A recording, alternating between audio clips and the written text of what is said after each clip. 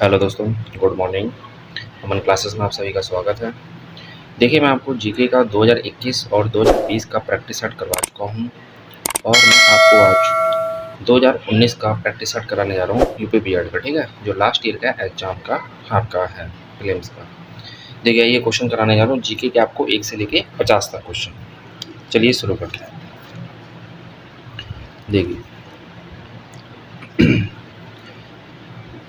कह रहा निम्नलिखित में से कौन सा सिंधु घाटी सभ्यता से संबंधित स्थल नहीं है। सिंधु घाटी सभ्यता से संबंधित स्थल नहीं है।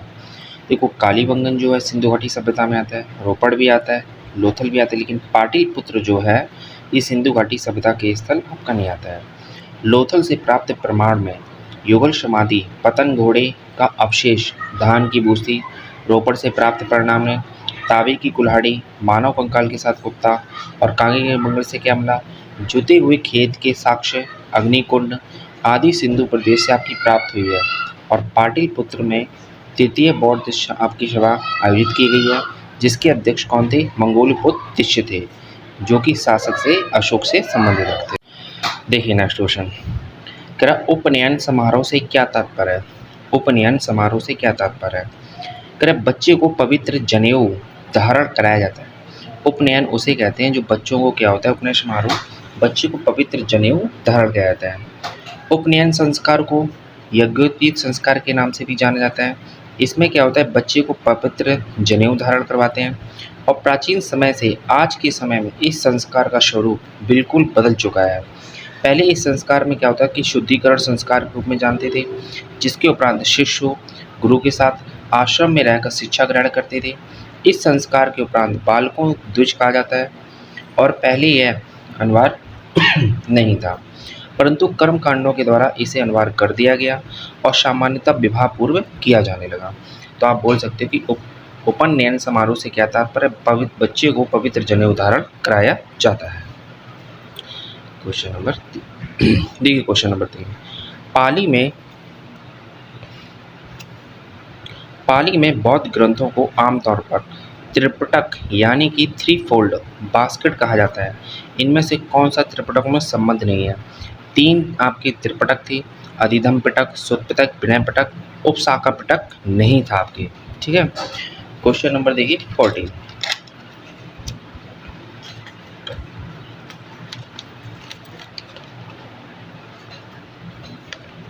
क्वेश्चन नंबर 4, 12वीं शताब्दी के आरंभ में दिल्ली पर किसका शासन था। 12वीं शताब्दी में आरंभ में दिल्ली पर किसका शासन था, तो बताओगे किसका, तोमर वंश का।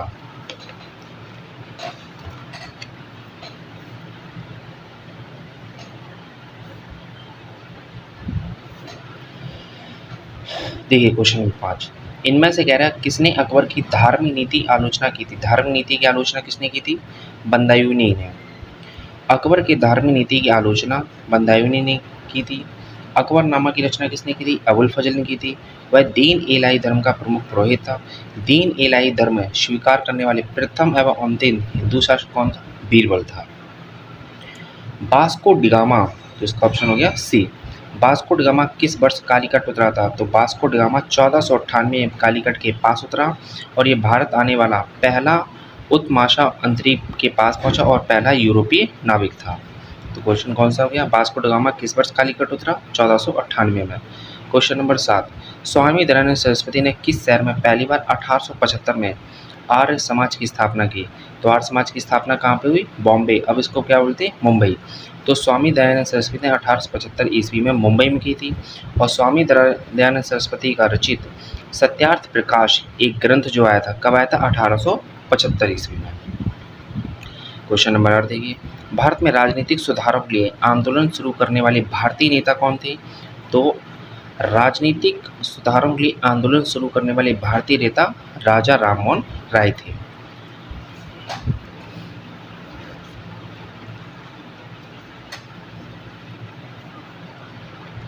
महात्मा गांधी भाप से चलने वाले जहाज SS सफारी द्वारा दक्षिण अफ्रीका के पहुंचते थे, कहाँ पे, डरबन में। महात्मा गांधी 1893 में भाप से चलने वाले जहाज से एस सफारी द्वारा दक्षिण अफ्रीका के डरबन पहुंचे थे।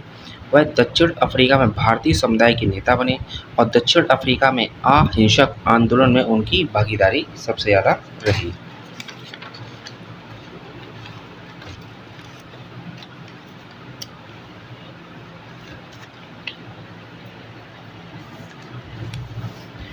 देखिए क्वेश्चन नंबर 10 कह रहा निम्नलिखित में किसने पहले 1935 में संविधान सभा का सुझाव प्रस्तावित किया था। तो एम.एन. रॉय ने 1934 में, आपके असल में किया गया 1934-35 में संविधान सभा का सबसे पहले सुझाव प्रस्तावित किया था। अब उसके बाद क्या है, भारतीय राष्ट्रीय कांग्रेस ने आधिकारिक तौर पर पहली बार 1935 में एक संविधान सभा की मांग की थी। संविधान सभा का विचार एम.एन. रॉय ने रखा था और ब्रिटिश सरकार ने लिंथिगो प्रस्ताव या अगस्त प्रस्ताव 1940 में द्वितीय विश्व युद्ध की समाप्ति पर संविधान सभा के गठन पर विचार करने के लिए कही थी बात। और क्रिप्स प्रस्ताव 1942 में ही आया था। सर्वप्रथम भारतीयों की संविधान सभा की मांग को स्वीकार किया गया और कैबिनेट मिशन 1946 के तहत संविधान सभा नवंबर 1940 में अस्तित्व में आई। एम.एन. रॉय प्रेरणाते 1934 में भारत की साम्यवादी विचारधारा की नींव भी डाली थी। संविधान सभा के पहले अध्यक्ष कौन थे। तो संविधान सभा के पहले अध्यक्ष थे डॉक्टर सच्चिदानंद सिन्हा। संविधान सभा की पहली बैठक 9 दिसंबर 1946 को हुई और जिसके अस्थायी अध्यक्ष डॉक्टर सच्चिदानंद सिन्हा थे और 11 दिसंबर 1946 को डॉक्टर राजेंद्र प्रसाद को स्थायी अध्यक्ष निर्वाचित किया गया। डॉक्टर भीमराव अंबेडकर प्रारूप समिति के अध्यक्ष भी थे। तो इसका ऑप्शन कौन सा हो गया, बी, इसका डी। भाषा के आधार पर राज्यों का पुनर्गठन किस वर्ष में किया गया था। तो बोलोगे 1956 में। भाषा के आधार पर बनने वाला सबसे पहला जो राज्य था वो बताओगे आंध्र प्रदेश था। ये फजल अली आयोग की अध्यक्षता में बनाया गया था। वर्तमान में हमारे 28 राज्य और 8 केंद्र शासित प्रदेश हैं। भारतीय संविधान का निम्नलिखित में से कौन सा अनुच्छेद विधिक संहिता यानी कानून के सामने सबको समान रखा गया। तो बताओगे अनुच्छेद 14 में है, सबके सामने आपकी समानता कानून के समक्ष।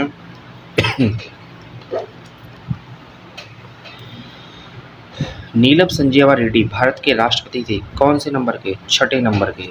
तो नीलम संजीवा रेड्डी भारत के छठे नंबर के राष्ट्रपति थे। इनका कार्यकाल 25 जुलाई 1977 से 25 जुलाई 1982 ईस्वी तक रहा। सन 1977 में आम चुनाव में जब इंदिरा गांधी की पराजय हो गई, उस समय नवगठित आपकी राजनीतिक दल जनता पार्टी ने उनको राष्ट्रपति का प्रत्याशी बनाया और ये भारत के पहले कांग्रेसी, आपके गैर कांग्रेसी राष्ट्रपति थे नीलम संजीवा रेड्डी और भारत के कौन से, छठे नंबर के। इनका कार्यकाल 1977 से लेकर 1982 तक रहा।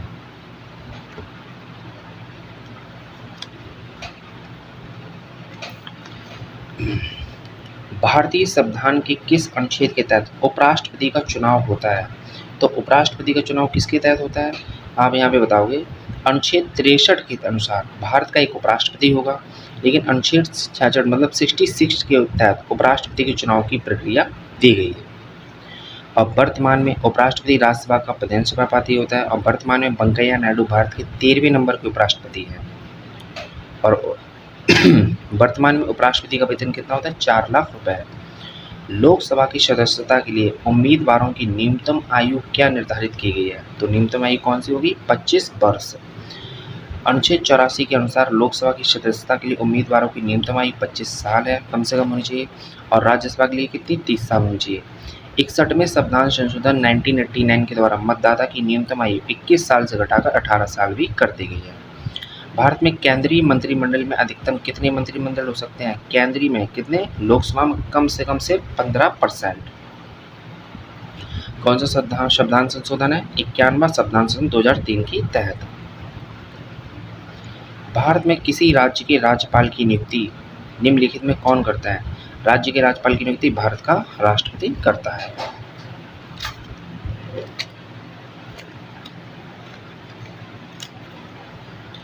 भारतीय राज्यों में मुद्रा बिल होने के लिए एक बिल को कौन प्रमाणित करता है। एक बिल को कौन प्रमाणित करेगा, राज्य विधानसभा का अध्यक्ष। भारतीय राज्यों में मुद्रा बिल होने के लिए एक बिल को कौन प्रमाणित करता है, राज्य विधानसभा का अध्यक्ष। भारत में महिलाओं के लिए आरक्षण उपलब्ध है पंचायती राज्य निकायों में। संविधान के 73 और 74वें संविधान संशोधन पंचायतों को शक्ति प्रदान की गई है, जिसके नियमित से क्या होता है, उनका चुनाव भी आता है। 11वीं सूची में कितने विषय, 29 विषय और 12वीं सूची में कितने, 18 विषय होते हैं। 21 जून को दोपहर को सूर्य की स्थिति एकदम सिर के ऊपर कहाँ पर होती है? 21 जून को दोपहर को सूर्य की स्थिति एकदम सिर के ऊपर कहाँ पर होती है?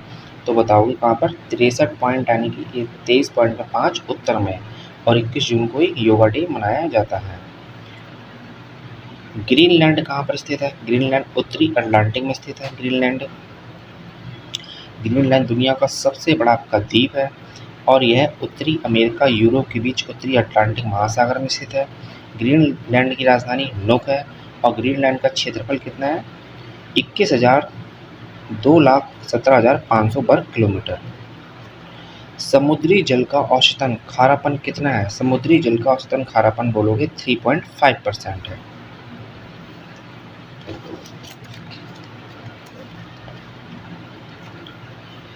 विश्व में सबसे बड़ा गर्म रेगिस्तान कौन सा है? विश्व में सबसे बड़ा गर्म रेगिस्तान, तो विश्व का सबसे बड़ा रेगिस्तान सहारा रेगिस्तान है, और गर्म भी यही है। अब देखिए, विश्व का सबसे विशालतम गर्म मरुस्थल सहारा है, जो अफ्रीका महाद्वीप के पश्चिमी भाग में फैला हुआ है। सहारा मरुस्थल का विस्तार क्षेत्र अल्जीरिया, चाड, लीबिया, माली, मारिटानिया, नाइजर, सूडान, ट्यूनीशिया, मिस्र और मोरक्को में है। थार मरुस्थल कहाँ पड़ता है? ये राजस्थान के आपके राजस्थान में पड़ता है। गोबी मंगोलिया और चीन में, और मोजाम्बिक दक्षिण कैलिफोर्निया में, मतलब यूएसए, अमेरिका। इनमें से कौन सा यूरोपीय देश है? यूरोपीय देश की बात करोगे तो बुल्गारिया, और बुल्गारिया की राजधानी सोफिया। पैटागोनिया कहाँ पर स्थित है? पैटागोनिया आपका अर्जेंटीना में स्थित है। पैटागोनिया एक प्रकार का पठार क्षेत्र है, जो दक्षिण अमेरिका महाद्वीप के अर्जेंटीना और चिली में स्थित है। इसका दक्षिणी भाग मरुस्थलीय स्थल है। निम्नलिखित में किस नदी का समागम अरब सागर में होता है? तो बोलोगे नर्मदा नदी का समागम अरब सागर में होता है। किस भारतीय वैज्ञानिक ने नॉर्मन बोरलॉग के साथ सहयोग किया, जिसकी परिणति भारत में हरित क्रांति के रूप में हुई? तो हरित क्रांति के रूप में जिसकी हुई है भारतीय वैज्ञानिक एम.एस. स्वामीनाथन। भारत में हरित क्रांति की शुरुआत आपकी 1966 से लेकर 1967 के बीच में हुई थी। भारत में राष्ट्रीय आय का आकलन करने वाली संस्था कौन है? भारत में राष्ट्रीय आय का आकलन करने वाली संस्था केंद्रीय सांख्यिकी संगठन है। केंद्रीय सांख्यिकी संगठन।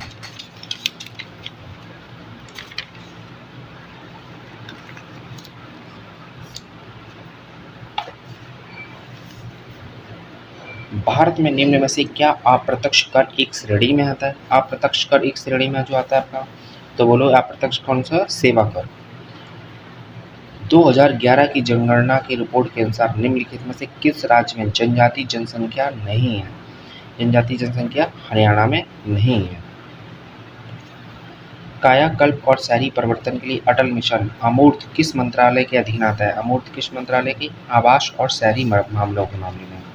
कृत्रिम वर्षा के लिए प्रयुक्त किया जाता है। कृत्रिम वर्षा के लिए क्या प्रयुक्त किया जाता है? Silver iodide.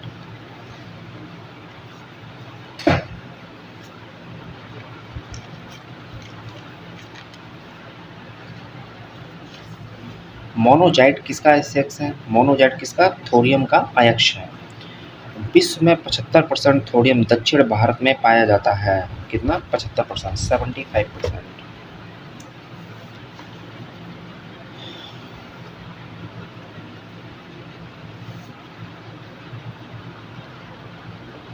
देखिए, क्लोरोफिल जलाया जाए तो कौन सा तत्व शेष बचेगा?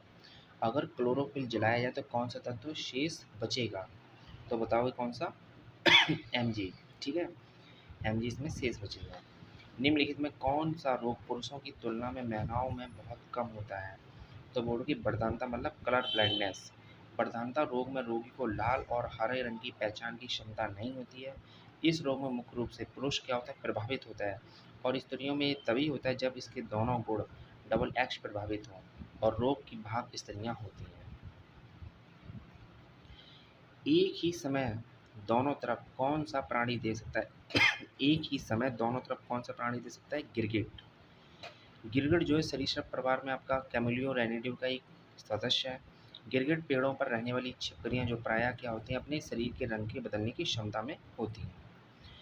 निम्नलिखित अंगों में से कौन सा अंग पित्त रस का स्राव करता है? पित्त रस का कौन स्राव करेगा? तो बोलोगे यकृत। लाल रक्त कणिकाएं शरीर के किस भाग में बनती हैं? लाल रक्त कणिकाएं शरीर के किस भाग में बनती हैं? अस्थि मज्जा में।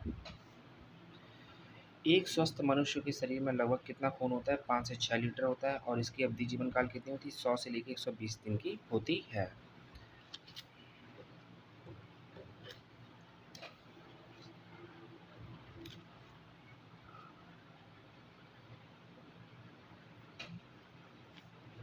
देखिए क्वेश्चन नंबर 40 कह रहा उच्चादन यानी कि अनावरण पर किसी पदार्थ का वायु से नमी का अवशोषण करने के गुण को क्या कहा जाता है?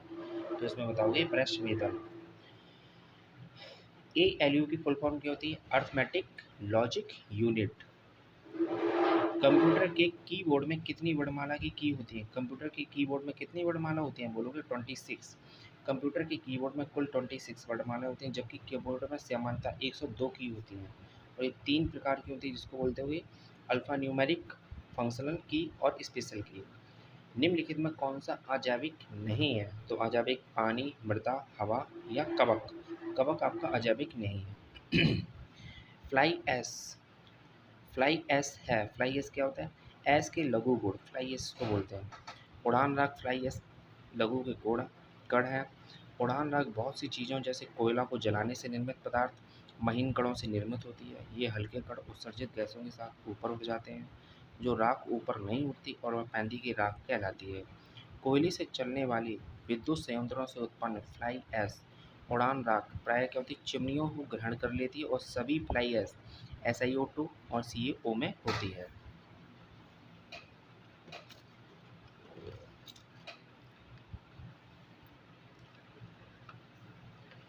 भारतीय वैज्ञानिकों द्वारा खोजी गई आकाश गंगाओं के सुपर क्लस्टर का नाम क्या है? सुपर क्लस्टर का नाम बोलोगे आपका सरस्वती। भारतीय वैज्ञानिकों द्वारा खोजी गई आकाश गंगाओं के सुपर क्लस्टर का नाम क्या है? सरस्वती।